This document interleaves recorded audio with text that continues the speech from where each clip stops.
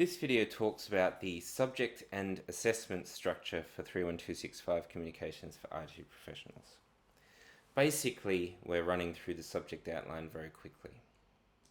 But you should definitely read your subject outline, and we'll talk about how to do that shortly. The subject coordinator for this subject is myself, Sam Ferguson. There's my phone number, but please don't call me directly for most issues.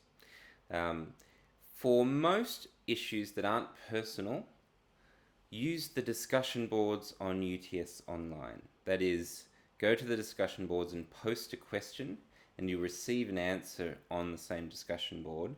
But the good thing is that all the other students who have the same question will be able to see the answer that I give to you. That means you should always pretty constantly check the discussion boards and see what's been posted recently. Alright, so this subject is a little bit different to some of the other subjects. We only have a lecture in week 1 as well as a 3-hour workshop, and then weeks 2 to 11 we have just one 3-hour workshop. So that's an introductory lecture in week 1 and a workshop, and then workshops in weeks 2 to 11. So there's quite a lot that goes on in week 1, but it does calm down in week 2 and onwards. Now, these two documents, the subject outline and the assignment sheet, are essential for you to understand the subject. You need to read both of them, not in the way where you just kind of glance over them, but especially for the assignment sheet. Carefully read through all the requirements and don't guess. Things happen in these large subjects. Sometimes rumors go around about when the assignments are due, and sometimes those rumors can be completely wrong. The other thing that happens is people say, oh, you don't need to write that many words, or you don't need to do this, you just do this instead. Those rumors are often also incorrect. So it's important to read what's on the assignment sheet and what's on the subject outline, because those are the authoritative documents, and we will stick to those documents when we're working out whether you've handed something in on time, for instance, or something else. Alright, so the assessments. There are 4 assessments. The first assessment is professional engagement with learning. This is based on the quality of your spoken and written participation in class. It's assessed weekly in your workshops throughout semester, and there will be homework and online activities as well. So this is a general assessment about whether you engage with your learning in class, and it happens right throughout the semester. So it's not something that you do on a particular day, or it's not due on a particular day. It keeps on going right to the end. Assessment 2 is the first assessment you'll need to think about.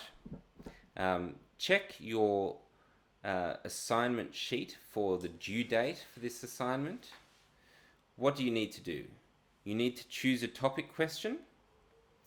Do some research to find some good quality research articles on this topic, and we'll teach you how to do that.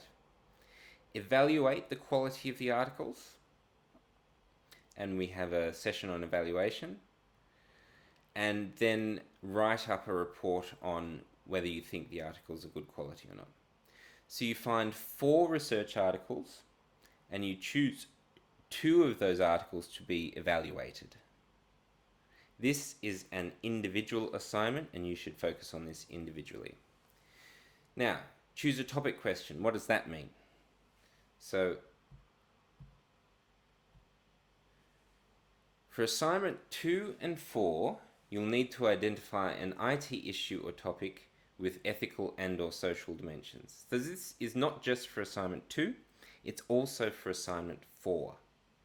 So take a moment to think about what kind of questions or issues might be appropriate. Some things that people focus on quite a lot are issues such as Bitcoin, for instance, new types of currencies that are based in developments in cryptography, copyright, privacy, In IT, in IT. That's a big issue that a lot of people don't focus on enough. Games and violence, gun violence, for instance. Gaming addiction or internet addiction is another big issue. Mobile devices and sleep patterns is becoming quite a big health issue. So I think you can see there's quite a number of IT issues out there that you can look at. So I'd encourage you to try and find an issue that is original. Most students think that privacy or piracy is something that is really interesting. But I have to say, we receive about 100 to 200 assignments every year on either piracy or privacy. And that's not the subject that will make you stand out. If you focus on a subject that is original and interesting, you'll do a better assignment, in my opinion.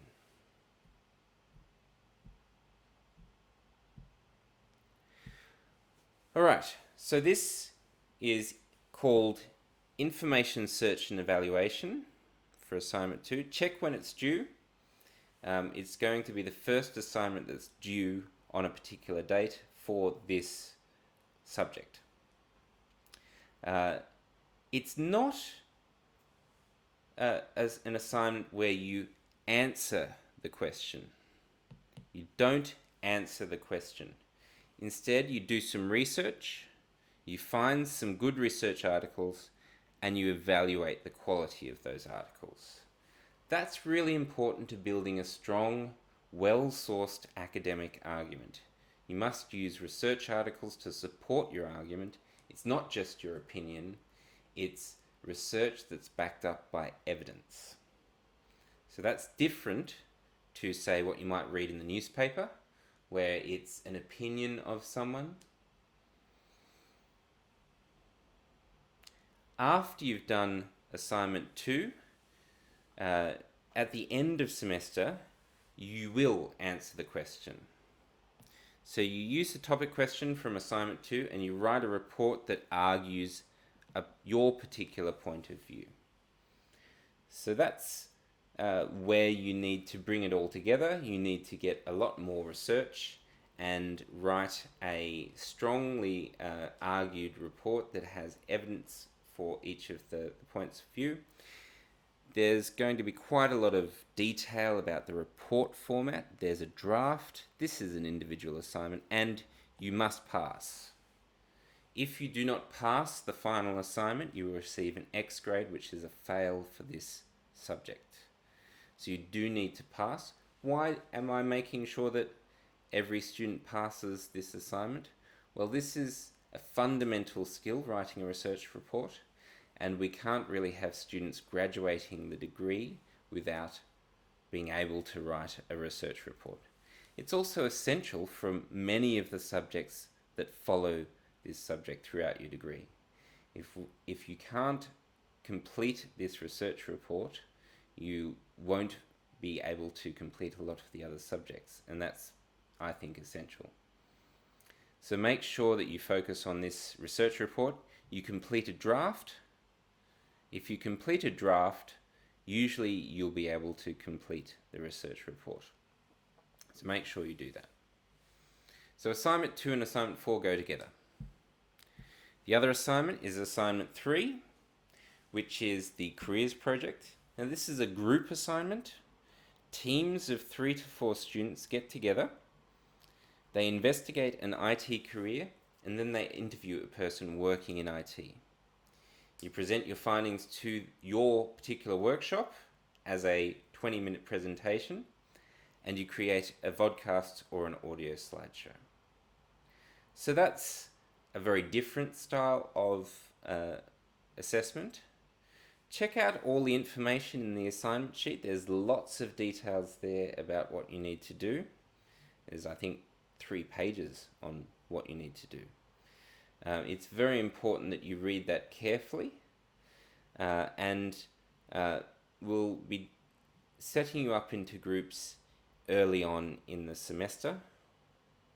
And there's also details about working in groups. Group projects can be difficult, but they're also essential for an IT professional. You need to work in groups in the profession, so you need to do assignments in groups and learn skills about working in groups early on in your career. So here's how this all fits together. You have 11 weeks of actual workshops. Assignment 2 pretty much starts now, and you have up until the assessment due date, which at the moment is week 4. Assessment 1 continues all the way through to week 11. You take your topic question and you pass it on to assignment 4, which is the final, is due in the week 11. But you also do assignment 3. Now, you can see presentations will happen over weeks 6 to 10. You'll be scheduled a particular date, and you'll need to do your presentation on that date. Some may be scheduled earlier and some can be later.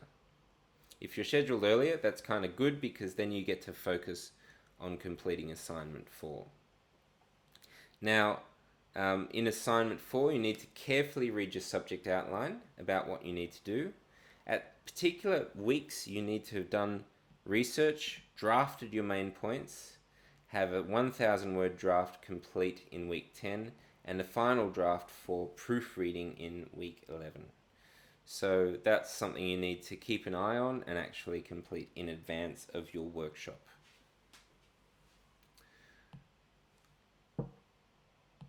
We've talked about that. Now, for assessment 4, you'll need to discuss research about the issue you choose, and because of this, I'll be running several surveys.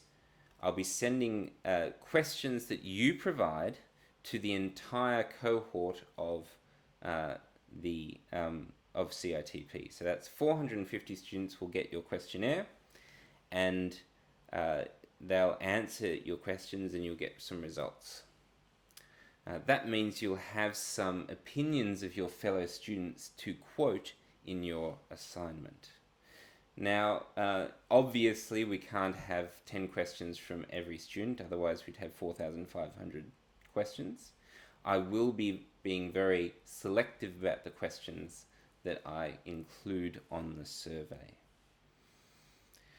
So take a moment to think about what kind of questions you might like to ask in a survey. Obviously they have to have clear answers, so you have to be able to choose an answer. You can't ask a question where people write some text answer out. You need to say questions like, how likely are you to be happy with this situation, for instance? And that would be a question, very likely, not very likely. And you choose between a set of answers. So here's a couple of examples. Do you think people should have the right to have personal information about them removed from search engines? And in that case, 43 said yes, and 6 said no. And so there was a clear understanding from the student cohort that people should have the right to have personal information about them removed from search engines. Now, here's a similar type of question. Do you know someone who would like some personal information about them that is on the internet to be removed? And the answers were, there is some information about me online that I wish could be removed. There is some information about someone I know, or no, neither myself or anyone I know has information online that they would like removed. So you can see there was a pretty even split. The top two here seem to be 27 versus 22. So there's probably more people that wish there was something on the internet that was removed. Finally, do you think social media is too influential in your daily life? I wish social media was more influential in my life. Not many people said that at all. Most people said social media has about the right influence in my life, but many of you said it has too much influence in my life. So that's an interesting situation. All right, so here is a list of a few things you can do to get ready for CITP and to help you learn during the subject. So the first thing you can do is download the assignment sheet and read it really carefully. Know it backwards. Know exactly what you need to do, especially for assignment 3, because that's a complicated assignment. Secondly, get to know the journal databases. We'll talk about that later. But they're available through the library website, and you'll just by going to the library website and looking up IT databases, you'll start to get some sources for your assignments. If you have questions, you can ask your workshop tutors, who you'll meet this week. Get used to UTS Online and maybe post a question on the discussion board so that you're ready to ask questions there. You can also use student consultations. If you have troubles with language, Helps is a service that is available for you to use to improve your language skills and to cope with difficulties with language. Similarly, UPass Write is another service, peer-assisted study success. So that's where your peers, students from usually third year rather than first year, but people who've completed CITP, help you to study for CITP and to improve your outcomes. All right, thank you very much.